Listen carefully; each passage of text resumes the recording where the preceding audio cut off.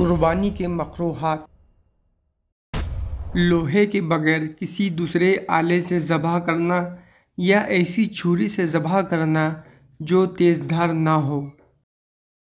جانور کو لٹانے کے بعد چھری تیز کرنا یا اس کے سامنے تیز کرنا۔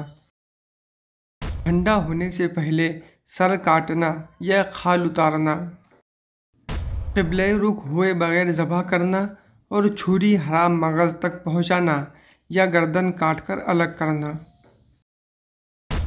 ذبح سے پہلے قربانی کے لیے خریدے ہوئے جانور کے بال کاٹنا، اس پر سوار ہونا، بوجھ لادنا، اسے کرائے پر چلانا وغیرہ غرض اس کے کسی جزو سے انتفاع مکروہ و ممنوع ہے۔